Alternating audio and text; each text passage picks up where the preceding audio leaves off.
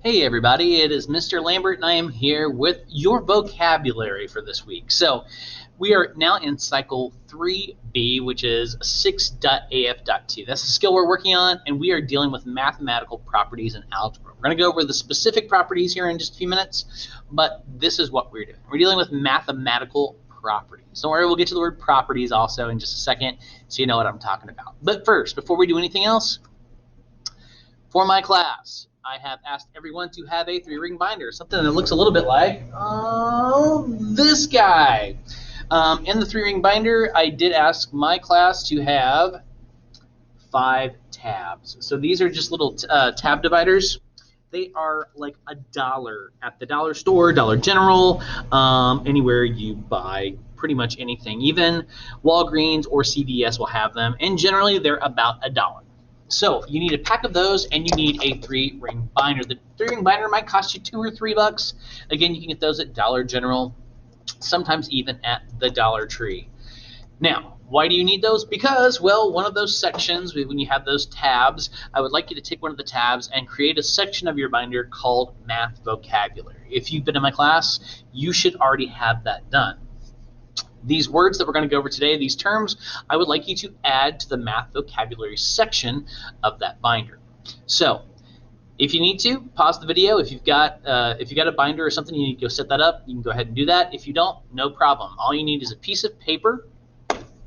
I would like you to go ahead and write these terms down. Make yourself like a little interactive notebook page, because there's a part of our brain that works really well for some of us with small motor skills. Those are the small motor muscles are the ones that we use to do fine things like writing. So sometimes just writing something down gives you a different understand of something, or a different ability to recall something, than just hearing it and seeing it over and over again.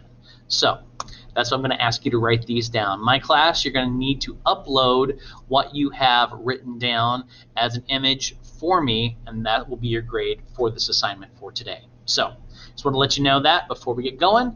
At the top of whatever page you're going to start working on, so it can either be a page in that notebook, or if you've just got some loose leaf paper before you get a notebook, that's fine too. At the top of one of the pages, I would like you to write vocabulary 6.af.2, just like you see it right here. So vocabulary 6.af.2. That's the skill we're working on again, and these terms will go with that skill. So let's get on with it. If you need more time on any of these, just go ahead and pause the video. You can go back, copy what you need to, and then pick back up. All right, here we go. The first term we're going to be talking about are properties, or a property. Now, this is not talking about like where you live. That is another meaning of the word property, but in this case, mathematical properties. These are statements that are true for any number. So there's your definition. The term is properties, and they are statements that are true for any number. Case in point, we're going to be dealing with 4 big ones: commutative, associative, distributive, and identity properties. Basically, any number that you put into any of the little formulas over here, they're like little expressions that only have variables. But any numbers you put in for those, these expressions will work. It's pretty amazing. So again, a property is just a statement that's true for any number. So this is case in point. You need to write your word down, you need to write your definition, and then if you want to write down commutative, associative, distributive, and identity, that might be a good idea, so you remember that these are properties that we're working with, and they're going to be true for any number given. All right. The next thing we need to know before we get into the specific properties is the word equivalent. We're actually going to spend part of this chapter dealing with creating equivalent expressions. An equivalent is a fancy word that means having the same value. You actually can see the beginning of the word equal in equivalent. So 2 things that are equivalent have the same value. For instance, equivalent expressions, these are values of expressions that stay equal to each other for any value. So like x squared minus 9. If I throw a number into that, so like 2, well, 2 squared would be 2 times 2, which is 4, minus 9 would give me an answer of -5. If I do the same thing over on the other side, I'd have 2 plus 3, which is 5, and 2 minus 3, which is -1.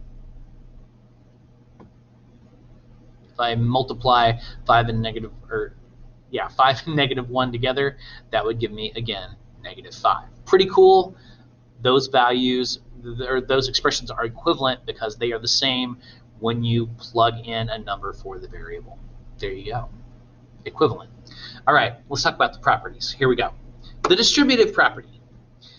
Distributive, I bet you can see the beginning of the word distribute in there, and that's what we're going to do. We're going to distribute numbers throughout. So this is a property. This is a longer one. A property indicating a special way in which multiplication is applied to the addition of two or more numbers, in which the term inside a set of parentheses can be multiplied by the factor outside of the parentheses.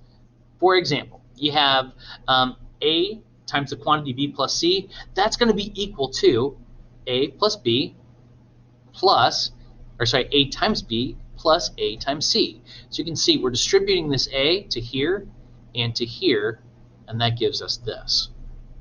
Or with real numbers, here we go. If I have 4 times some number x plus 3, I'd have 4x plus 12, which is the 4 times the 3. Basically, we're distributing that number and multiplying by each thing that you're adding inside. Now, if you notice, we can actually use this to get around one of our order of operations. We don't have to add first if we use the distributive property. We'll work more on that this week, don't worry, but just go ahead and write this definition down, and there's a good explanation for you. All right, commutative property. Again, here's a word you probably know, commute, which means to move something around. So the commutative property, it states that the order in which numbers are added or multiplied doesn't change the sum or the product. Now this only works if you're dealing only with multiplication or only with addition. But if you're dealing with those, well, you can see how this works out.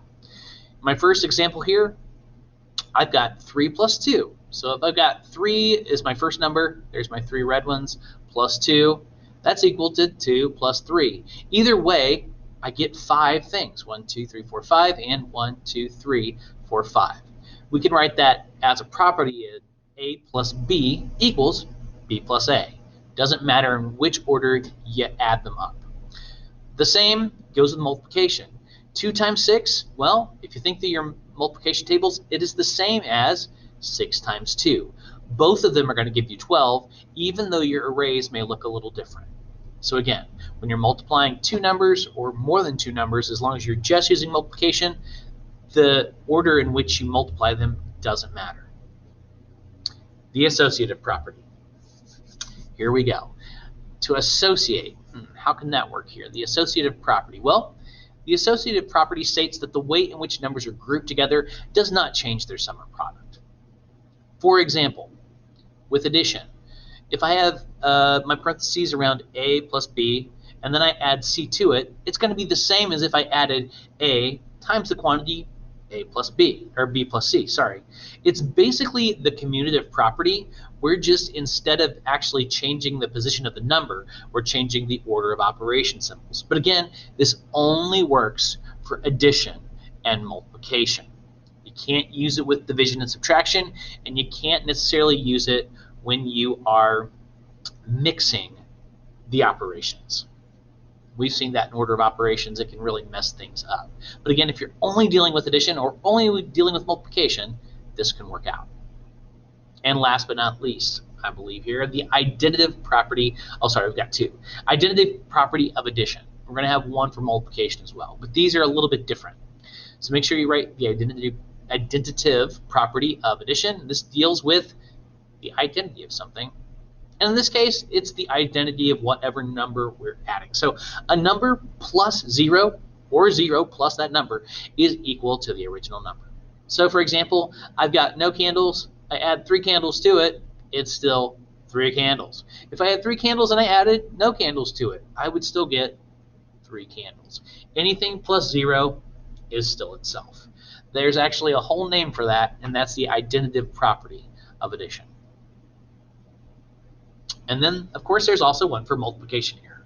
So the identitive property of multiplication, it states that any number times 1 is equal to that number itself. Now, you guys have known that since the beginning, probably, of you working on multiplication.